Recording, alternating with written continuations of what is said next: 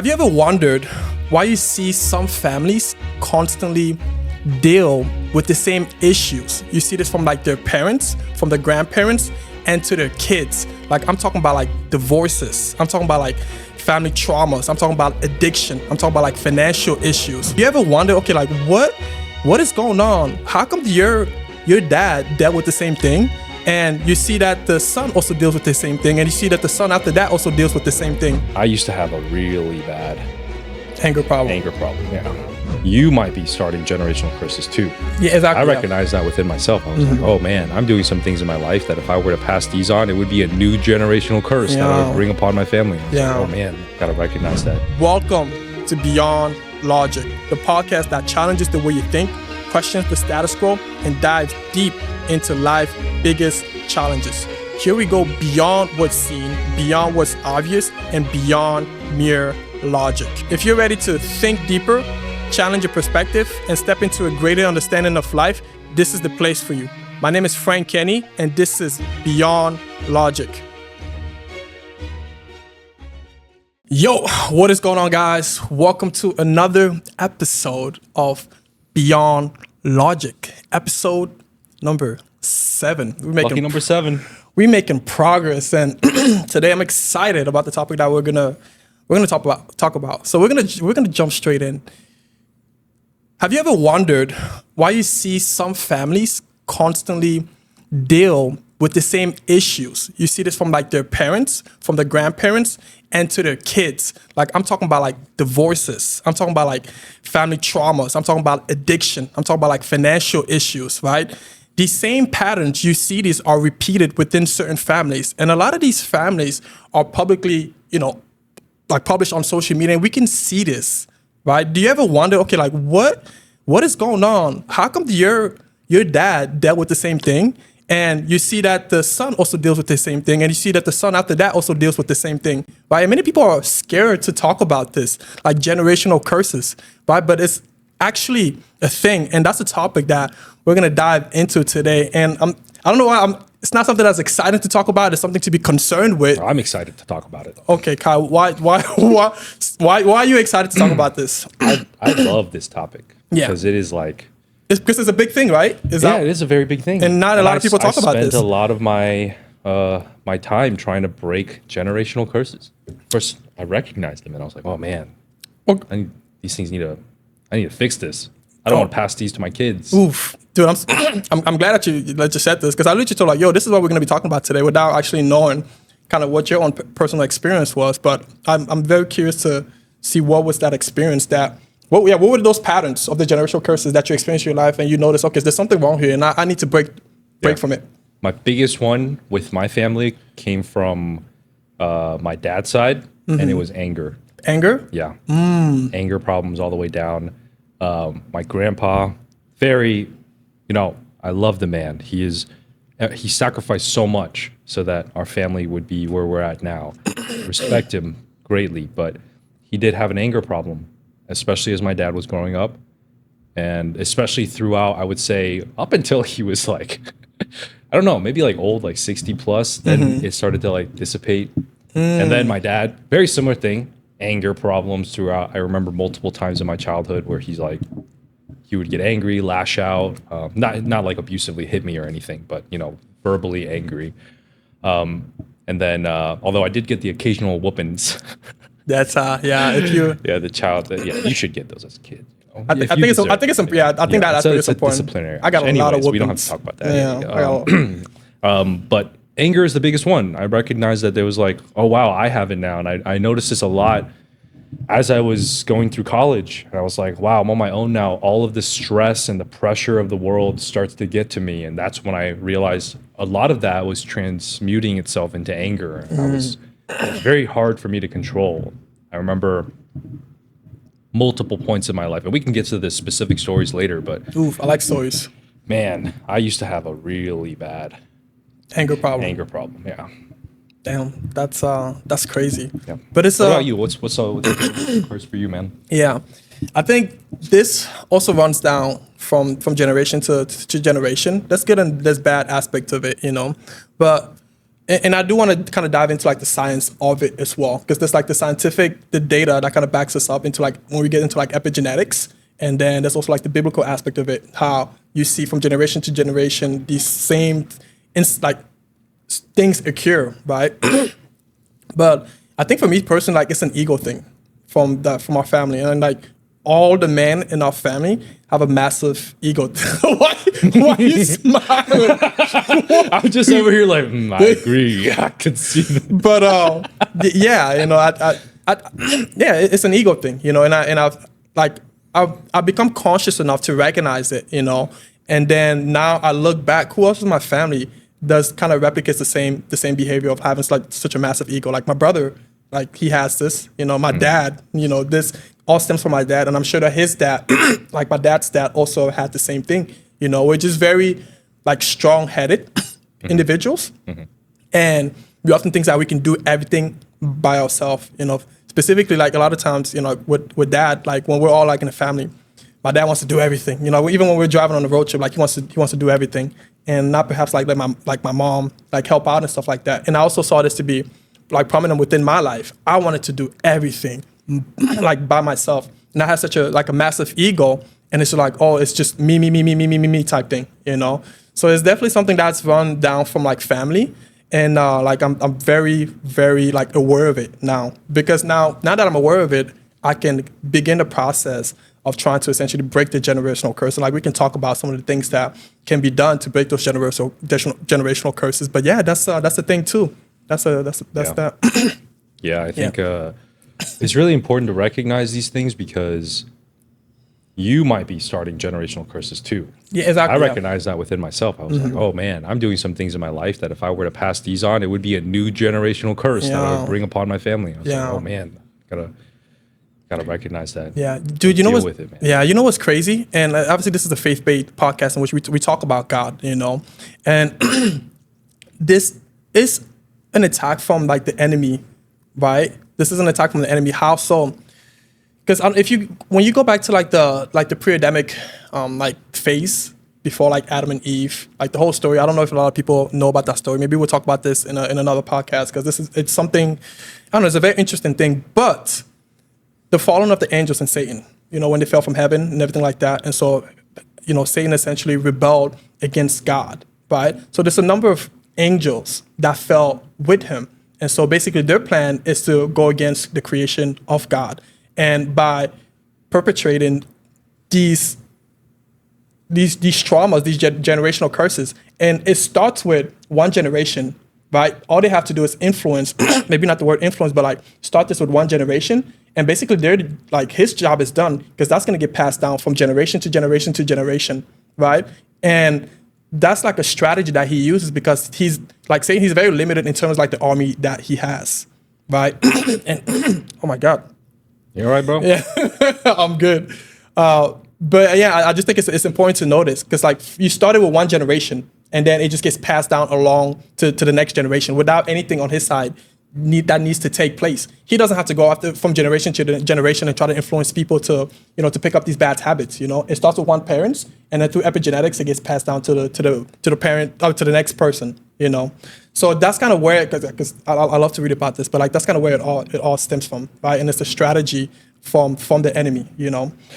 But like that's where it all starts from. And then from your particular case, like it's good that you were able to be aware of that. And I'm curious, but like what are some of the things that you did or are doing to kind of overcome that? Yeah. So I think it's important to have two parts. The first is to recognize what that generational curse is. So in my case, let's take anger, for example. And step one is to know that really well. And then step two is to find the root of where that comes from within yourself and to address that. So step one, understanding where anger comes from. I started to look where anger comes from. Like, what do you mean by where it comes from? Like where the generational curse of anger comes from in my family. Okay, got you. Why they were behaving that way, and then why it got embedded into me. So I would reflect on moments in my life where I saw my dad behaving in ways that were, lashing out in anger, right? So it's really understanding all of those things, and then understanding, okay, when do I exhibit anger? When do I have a tendency to lash out at other people or be mad? and really deeply reflect on, the things that lead up to that point and how I feel afterwards and how I feel during. And I think that those introspective moments are really important because it gives you a sense of yourself and why these things are happening. If you don't do that work, it's hard to get to the next phase, which is to deal with it through the root cause. I started to recognize through moments of I would be angry more when I'm stressed. I would be angry more when I feel like there's a lot of things on my plate and I'm not doing enough. So when someone else comes to me, maybe I'm a bit more, I'm less patient. I'm a bit more like snappy at them. Right. And then that if things escalate, then I'll tend to escalate. I don't have the inherent instinct to de-escalate the situation. My instinct before was always, all right, if you're going to go at me, I'm going to go at you twice as hard kind of deal. Yeah. And it's all of those things I recognize it was rooted within the inability to deal with stress. And that came from not taking care of what I needed to take care of that led to the stress. Because stress really is good for you if you are using it the right way. Right. Stress pushes you to do things that you should be doing. Where stress becomes overwhelming is when you have a massive amount of things on your plate that you haven't done and you haven't addressed, and you consistently just think about them rather than putting action towards removing little things off the plate. Right. So I recognized that the root came from me being overly stressed about things that I felt I could control, but I was not controlling. Oof. So once I decided or found that out and I started controlling these little things, like for example, one was getting my health in check, going to the gym more and starting to eat healthy and all these things relating to my health, that started to become a method in which I dealt with the stress, both physically and mentally, emotionally, like metaphorically removing stuff off the plate, but also making myself stronger so I could lift more stuff on the plate. It was kind of like a two-way thing.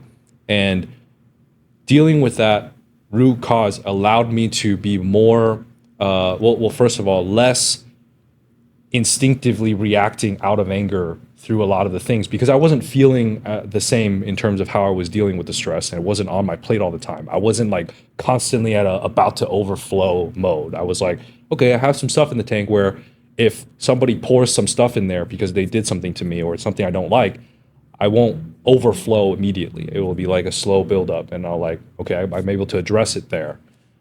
So learning how to recognize it and then deal with it is very important. And I think it's different for everyone, and everyone has different methods, but there are some, there are probably some universal things that you could start with, like, like if you, I don't know. I won't get into the specifics of the other ones, but for anger, that's how you deal with it. I'm curious, guy. I do remember us talking about the anger thing, and I think particularly you told me a story about in college when you were angry at like I think it was your roommate or like a classmate from a project. This is I thought that one was pretty. I thought that one was pretty interesting. So yeah, do tell I lived in a 5-person dorm. I guess it's not really a dorm. It's just like the school owned an apartment building. Anyways, 2 of those guys in there, 5 people included me. So 2 of those guys in there were really close friends of mine, and we decided to move in there together. Everything was 5 people. Yeah, there's 5 people in the entire. Everyone had their own rooms, but it was 5 people. Actually, I think the other 2 guys had to share a room, if I remember correctly. I don't know. I don't remember. Anyways, not the point. We decided during that year, because that was our second year. The first year we got really close and we lived next door to each other. The second year we decided to live together, and we also decided to take classes together. We were like really getting close, right? And we took this class called, I think it was tech, like art and tech, I think. Yeah, it was art and tech. Okay. And we had a group project together that we needed to work on. And, and this is interesting because I can look back at why this happened and tie it back into what I was talking about earlier. But we had this project and we were working on it together, and we kind of all had this idea of what we were going to do. And then we're like, okay, cool, we're good. We all had our individual parts that we needed to take care of. And when it came time to actually build the thing, because it was this, I still have it to this day. We built this like interactive infinity mirror in a infinity mirror. Yeah, you know what an infinity mirror is?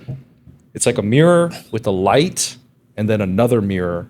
Or no, it's a mirror and then a light on top in like a ring form, and then glass on top of it. So the light reflects on the mirror multiple times. Okay. And there's a one-way two-way mirror. No, yeah, a two-way mirror on the opposite side of that glass. So then the light just keeps reflecting, and then Got you. it reflects back because the other way is a one-way mirror. So it reflects everything back to you. So it looks like it's going forever. You know how when you go in a room and there's two mirrors on opposite sides of each other, and then you look and there's like a million versions, and then like the seventh one is the devil, is what they say. But that's what an infinity mirror is. Gotcha.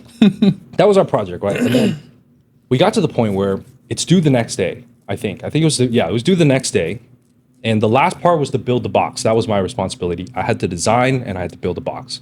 So I was like, all right, I'm gonna go do it now. We were waiting on parts, and I don't really remember the details. All I remember for the most part is we saved it for the last minute, and I think a lot of that was on me. A lot of that was also on them. I don't exactly remember. We've since then gotten over this, and we laugh about this like all the time. But the point of conflict came when when I was building the thing, and there was really nothing much they could do because they were just watching me build it. So they were like, all right, we're gonna go home and chill. And I was like, all right, cool. I finished building the thing. It takes me hours. It looks great. I think it looks great. And I'm like, all right, now we got to go home. I call them, hey, can you guys come help me carry this stuff back? Keep in mind, it's like a 10-minute walk, less than 10-minute walk. I got so much wood. I got this thing I got to carry. It's like one person should really be carrying it so we don't drop it, all this stuff, all right? They're like, nah, we can't come help you. I was like, what? You're on your What do you own, mean bro. you can't help me? You're on Like, your own. I was like, bro, I just need help carrying it home. And they wouldn't come. Yeah. I was like adamant, like, I really need your help. And I remember I was like so pissed in that moment. So I took the box, put it on top of all this other wood. It was like at least 80 pounds of wood. Okay, 80 pounds of dang. Yeah, it was not light. Maybe slightly lighter, maybe 60, 80 pounds. It was very heavy. I could not carry it on my own in one go. So I literally had to lift this up, carry it down the building, and then walk back to the apartment by myself. So every, let's say, 100 feet or so, I'd find a trash can, and I would put everything on top just to rest. I'd be like, oh, fuck. Yeah, catch my breath. And then I would go back. It was a trek, man. It was a journey. And all of this time, resentment is just building up in me. I'm like, I can't believe they didn't come home. I got to do this on my own. And then like I'm almost dropping and I'm getting mad and people are like coming in the road, they're in my way. I'm even more mad. And I'm just fuming the entire way through. And then I get there, I go up the elevator. I'm like leaning it against the wall. I'm still fuming. I get to the door. I'm like, boom, boom, boom. Hit it back inside. I don't even remember. They didn't even open the door for me. I think I opened it myself. I don't remember if I knocked, but I just remember walking in.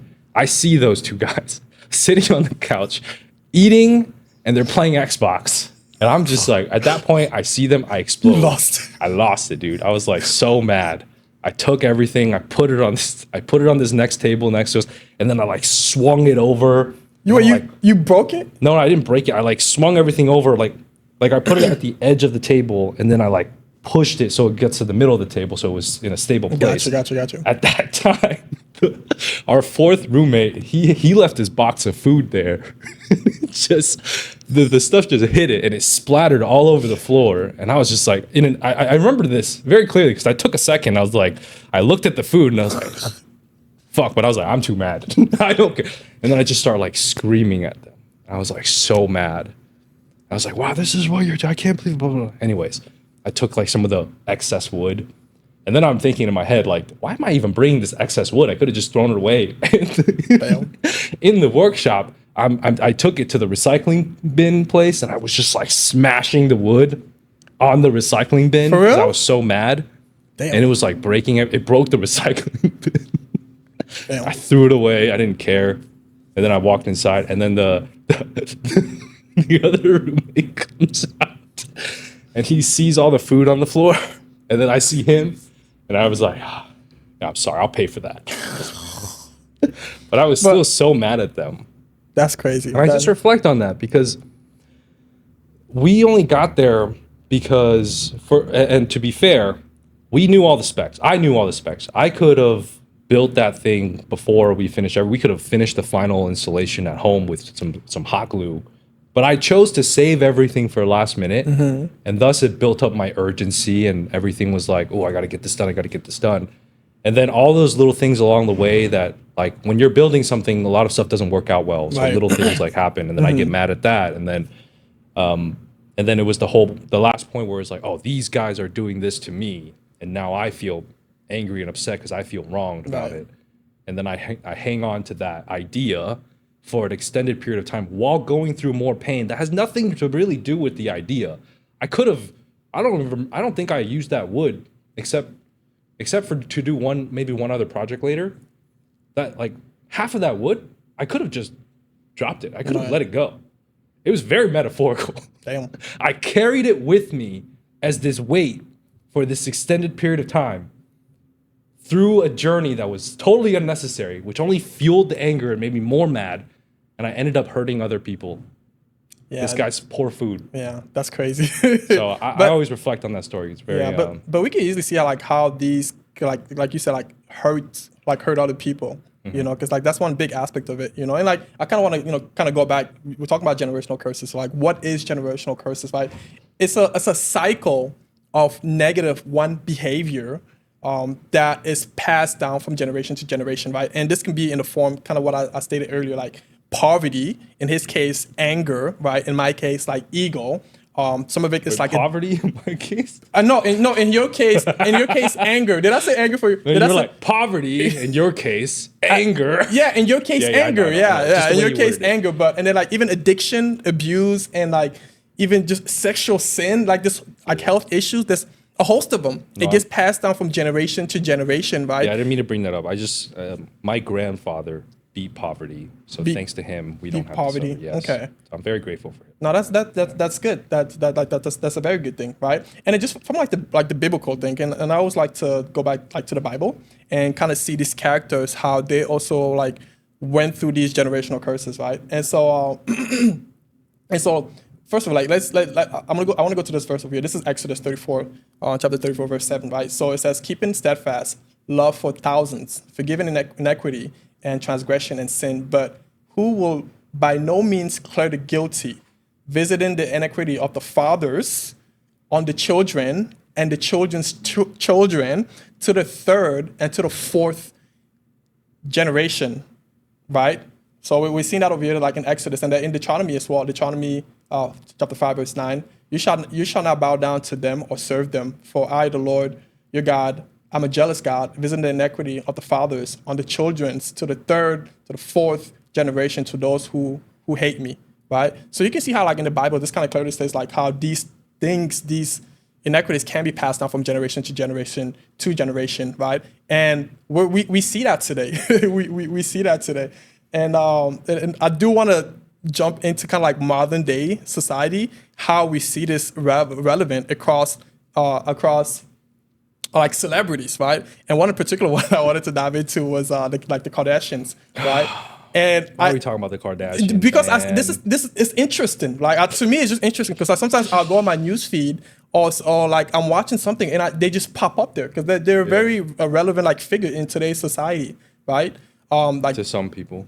to like it's not just the Yeah. Okay. Fine. I'm everywhere. just being a hater. These celebrities have like hundreds of millions of followers on social media. So like some people are paying attention to their lives, right? Yes. And so they're like people paying attention. There's like people can see exactly what is going on, right? Which is with the relationship issues that that is passed down from those generations. When you look at all the Kardashians, bro, and I think it's the Kardashian, and there's also what's the Kardashians and anyway, nonetheless, but you see this across like all of their family, literally everyone, right? And then I'm gonna bring up Kanye as one of those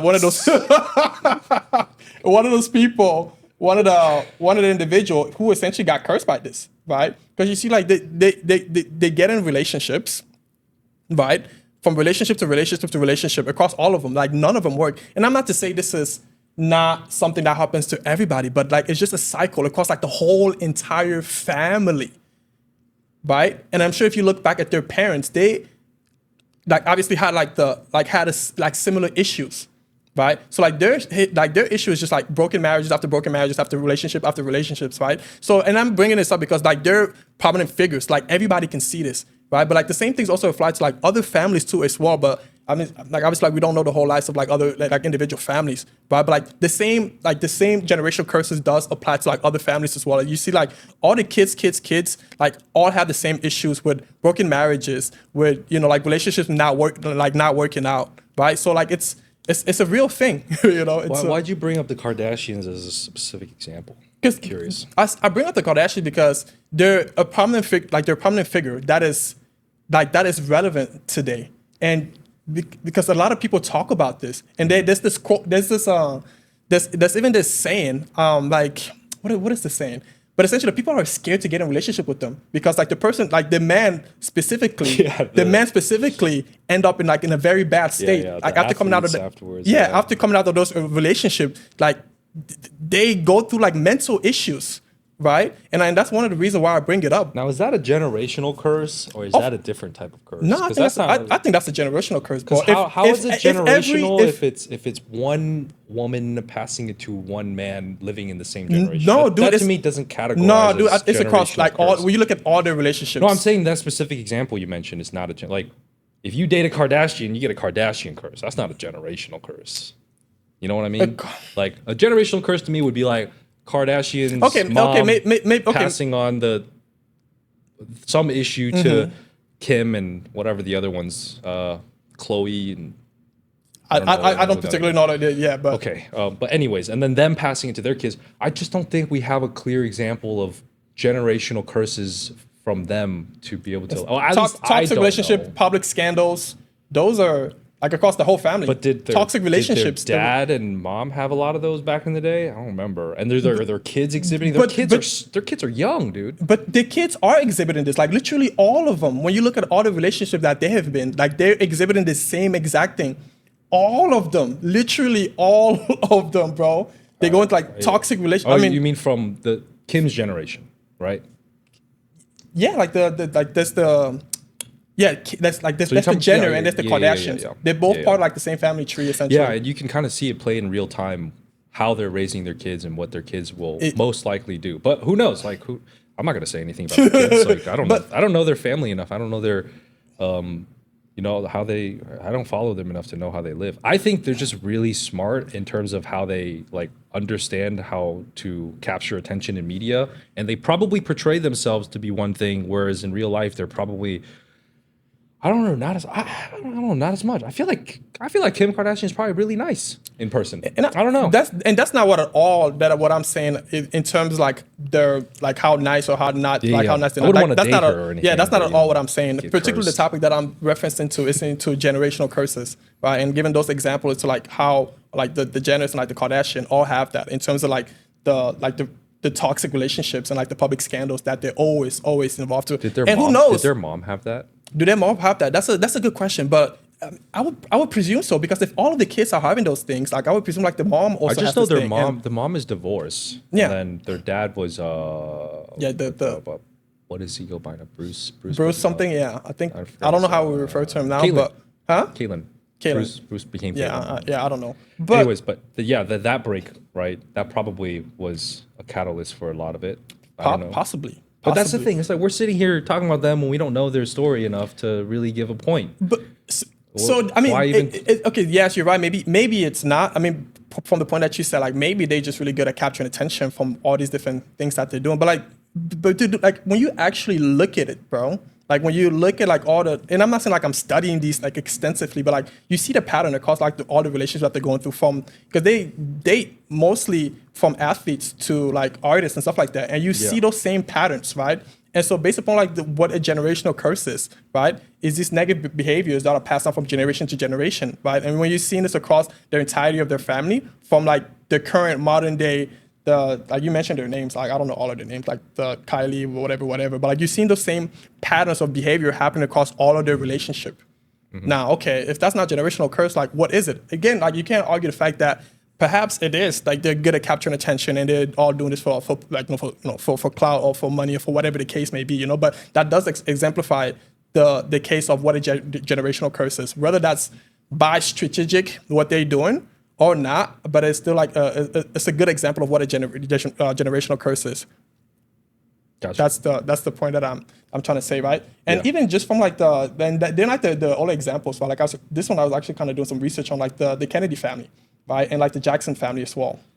Specifically like with the Jackson family, like I'm talking about like Michael Jackson. Okay. Yeah. So like with this one, so the Jackson family, so like Joe Jackson, and who experienced like incredible success through Michael Jackson and like his siblings, and then they all struggle like with abuse, right? And also an identity crisis, with the whole Michael Jackson, transformation thing. But like they all had the same, like they all struggle with the same thing, identity and like abuse, an abuse thing, right? Michael Jackson, he dealt with a lot of like mental issues, like, with he went through like a lot of like plastic surgery, so he had like a big identity crisis, right? And you see this across like the whole entire family too as well, right? And Fun fact about Michael Jackson, he would, whenever he gets an idea for a song, he would have to go work on it immediately. He would have to. Or else he believes that God will give the idea to Prince. To Prince? Yeah. For real? Yeah. I didn't know. That's why he worked on it. I I heard that from somewhere. I don't remember where. I didn't know that was a thing, Yeah, honestly. but that's funny. I didn't know. I like that idea though. Yeah. The fact that if you get an idea for something, if you Yeah. don't I act didn't- on it, God will take it away and give it to someone else. Yeah, I didn't know that was a thing. But and then another example, this is just talking about from like, presidencies like in the past, like JF Kennedy and Robert F. Kennedy, they were both assassinated. Did you know that? Both of them. Yes. Yeah. So I mean that's another example. But is that a generational curse? And then- yeah, okay, fine. You could probably Yeah, say because like that, if the same thing is happening from father to son, yeah. But you're saying a lot of stuff are like what's happening to them. I don't know if I would put the Kennedys in that situation or in the same category. I mean, it's just a cycle That's of like just being- unexpected these deaths. I would consider that as a curse, man. All A right. cycle of death. I would consider that as a curse. But essentially, it's just a generational curse. It's a thing.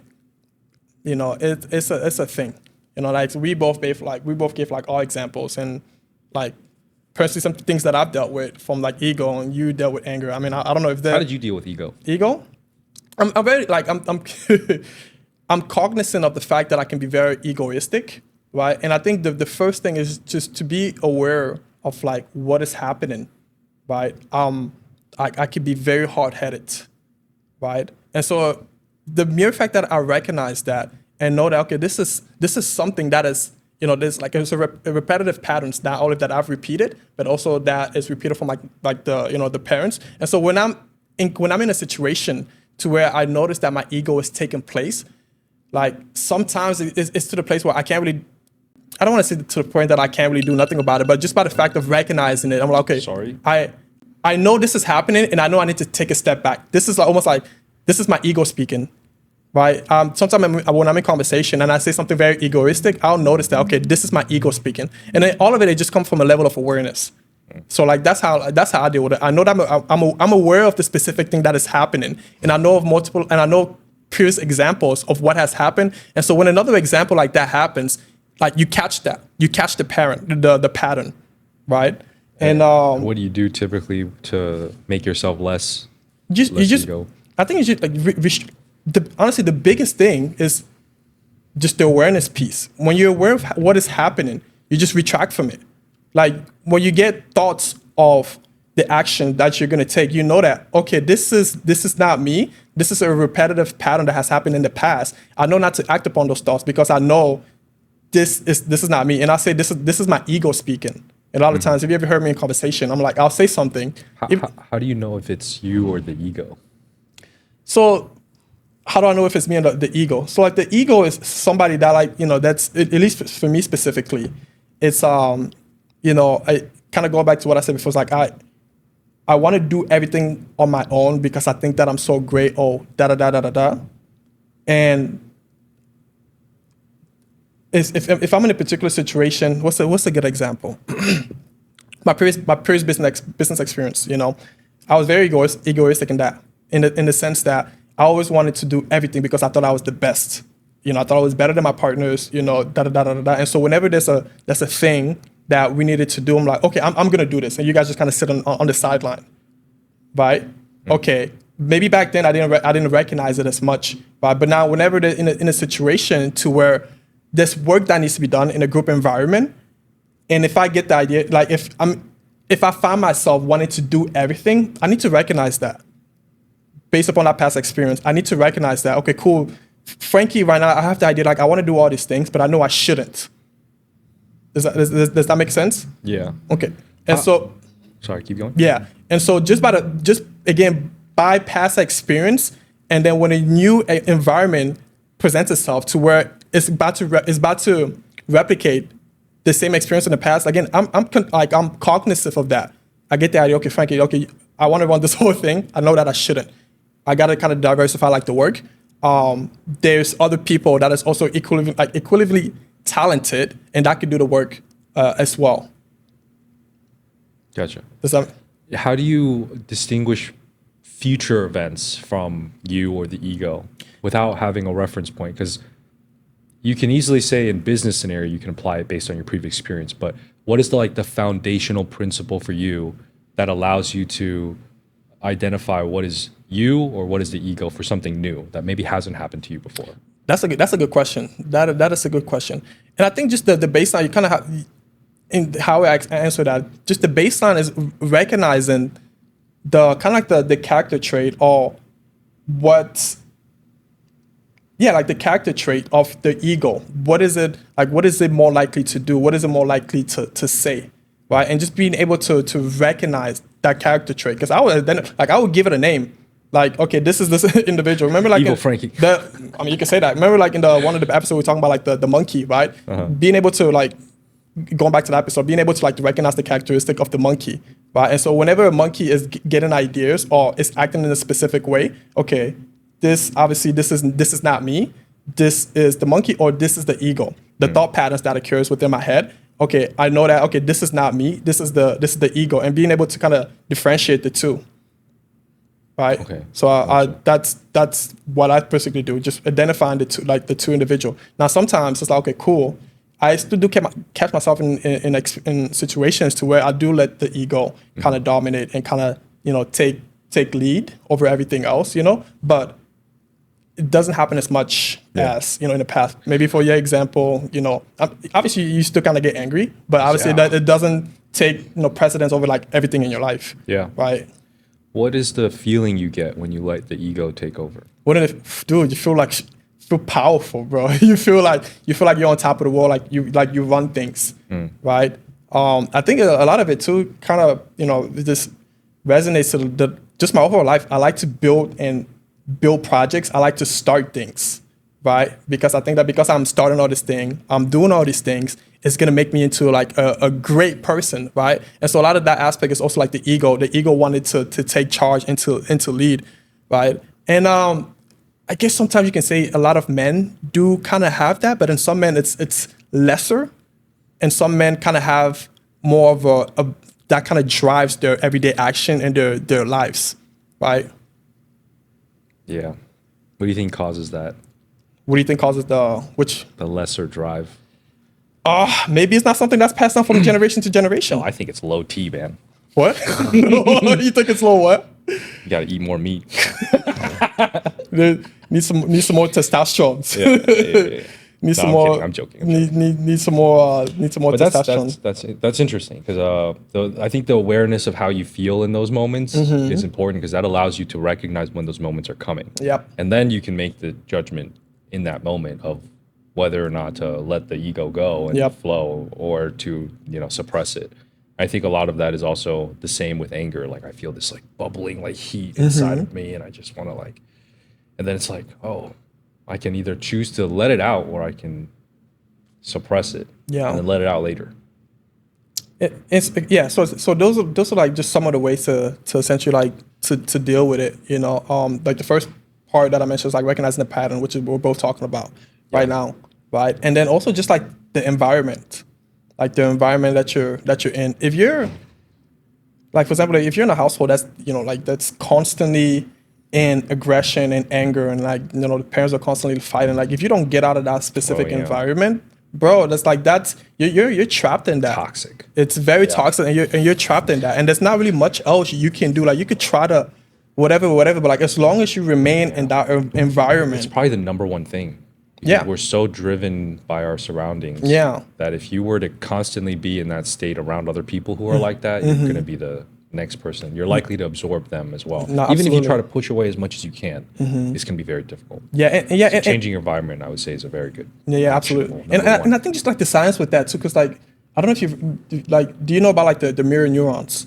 So like that's how kids like learn and grow up by like this mirror neuron that's in our brain. It just looks at the patterns or how people in their environment, specifically kids, they look at their parents, how the parents react, how the parents behave. Yep. And so that's how they learn to speak, to talk, to do all these different type of things, you know? But things like that's not only relevant in kids, that's also relevant in adulthood as well, right? We look in our environment to one for like the decision that we make, but like also how to act and even our belief system as well. It's based upon like around the people who are around us. We look to the people around us to build our values and our behaviors and how we see life, right? And so environment is a very big thing. That's why just when people talk about like personal development, they always like environment is one of the biggest thing. If you change your environment, you can change your life. Yeah. Change your environment, you can change your life. Dude, I've said this so many times on social media already. Change your environment, change your life. Yeah. Yeah. There's also something about once you do change your environment, it erases a lot of the previous triggers and any that of like trigger, yep. the emotional states that may be kind of bottled up in those environments. If you move to a new one, it kind of gives you an opportunity to reset. Yep. So Yep. you can not just structure your environment in a way so that you're more likely to do the good or where you want to go, Yeah. but also prevents you from falling into the negative bad habits that you had before. Exactly. So that's a big one. I think environment is definitely Yeah. number one on the list if you want to Yeah. break some generational curses. Because the thing, like when you present yourself in a new environment, right, then you start to look for new patterns in which to kind of orchestrate, in which to live your life. You have to find new patterns because the previous patterns that continues to like repeat itself is not present anymore, right? And so you have to look. Your brain has to look for a new pattern, and so it's going to replicate the pattern of the people that is within that environment to an extent. Yeah. Right. Now people are going to hear us talking about this and they'll be like, "Oh, so you want me to cut my family out of my life and not do?" And I'm like, "Yeah. If you need to, If you must, need to, bro. yes. Yeah. And the thing is, you don't have to cut them out completely, but you have to recognize, like, and this is where the awareness part comes in, to identify where the generational curse exists in them, and then see how it reflects onto you, and then know when that's happening, when that exchange is happening again. Like Yeah. the interaction you have with parent to child when that had led to you receiving the same kind of generational curse. Like you need to be aware of that, and you need to get yourself out of that situation if you can, or just be at a point where you can absolutely. deal with it better. And you can't do that if you're constantly around them. And I know it sounds harsh. I know it sounds really harsh. Yeah. You don't have to cut them out of your life forever, but you do have to distance yourself if you recognize that this is something that's constantly happening. Yeah, So dude. So there was a study that was done. So this is like the Times. This like I found this information from like the Times. So essentially, it was an animal studies done on like stress inheritance, right? So essentially, the experiment with animals have shown that stress induces behavior can persist across generation, which is exactly what we're talking about. So like the study involves, quills demonstrated that stress experienced by parents, birds, before mating, right, resulted in an increased fearfulness of their offsprings, right? So like in effect observed up to like the third generation, right? So in this terms, it's talking in terms of like the degrees or to like how many generations can this affect, right? And so essentially if one parent, for example, has like a drug problem or like a drinking problem, right? It's not only that their kids, right, the kids is going to experience that problem, or could, I don't want to say is, but like could experience that problem, but also the generation after that, all the way up to like the third generation, right? And it can even like advance further onto that, right? Like it's a real thing, and it's like the science that backs this up as well. There's like science that backs this up, which is crazy, yeah. yeah.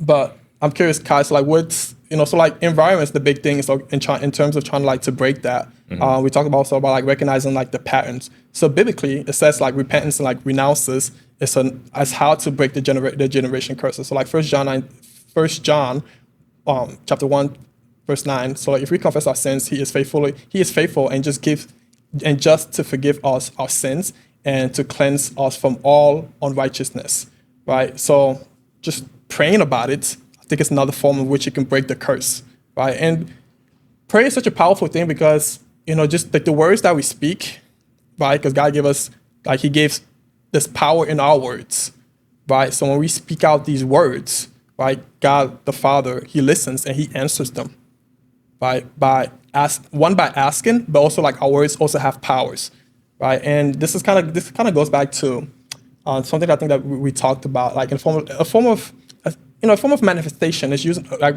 manifestation to some degree is speaking words, which your words have power, and so speaking those words consistently, eventually the things that you're speaking of will become a thing, right? And I think that there's also science based behind this. I don't know if you ever saw, like, I saw this on social media. So there's this scientist who takes two plants. I don't know if you saw that. They take two plants, and then over an extended period of time, I don't know what the time is, he speaks negative and positive words to each one of the plants. You see, over time, the plant that is consistently getting the negative words spoken to it, you see that over time it just deteriorates, right? And then the other plant, which is constantly being spoken positive words to it, over time you see as it flourishes, right? So this is even, like, our word is even scientifically backed by the studies that this example that I just gave over here. So like the words do have a lot of power. Huh? He also had a third plant that he never spoke to. No, I didn't. Was there? I think there's been multiple. There's a multiple of the same test. Yeah, the one I saw had a third one. So what happened to the third plant? That wasn't. It was in between. In between the bad one and the good one. So the good one grew. The one he spoke nicely to grew a lot more, and then the one he spoke didn't grow as much, and then the one that was constant was just in between. Oh, that's interesting. Yeah, I didn't see that one. Yeah, the one that I particularly saw was just the 1-2, one that did grow and one that didn't grow. But yeah, it's a bad experiment. You gotta have a constant. Yeah. Have a constant. Absolutely. But see, the thing is, I think why people sometimes may see this as like, oh, like this is not real. Like I think maybe it's just like the vernacular that is being used, like generational curses. Because people, if you're not very spiritual to any extent, like when you hear the word curses, you may kind of think it's some like pseudoscience type thing. Like people are just kind of like making mythical, magical thing, Fugazi, I heard it yesterday. Exactly. So people typically just turn a blind eye whenever they heard anything like that. Generational curses. They just like, oh, this thing is not real, da da da da da da. And like, I mean, I'll say that's just a form of stupidity to some extent. But you do as you will. But I think again, it's just stupidity, man. Yeah, just gotta see this, man, dude. There was another this study that oh man, I'll have to bring this up. I'll have to find this. But I think it's in terms of the things that we can actually see in a physical world with our current eyes. There's a massive difference to the things that we can see and the things that we can't see. And I think they were trying to reference it with like sound wave.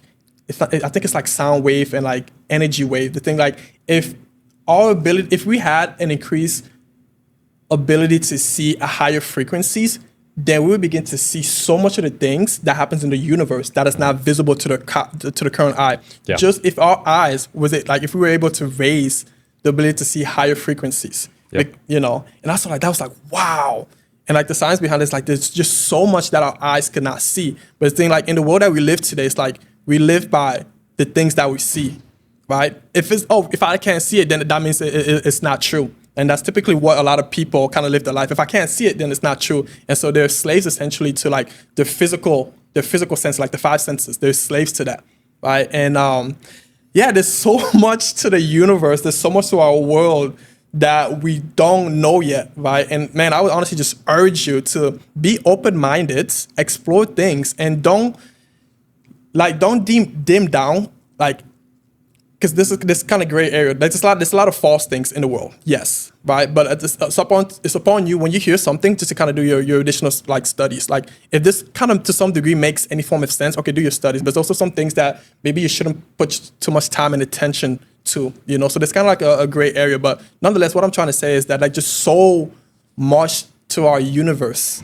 to the world, that is yet to be undiscovered, right? And just be aware. Yet to be undiscovered. Yet to be undiscovered. Yeah. Yet to be discovered. Yet to be discovered. Oh, Yeah. yes. Yet Sorry. to be Sorry, I discovered. didn't mean Thank to- you. No, thank you. I'm Yet to trying be to correct discovered. And so just be mindful. There's a lot of things out there, right? And don't be stupid. There are a lot of things that are yet to be undiscovered, though. Yeah. Unlearning stuff.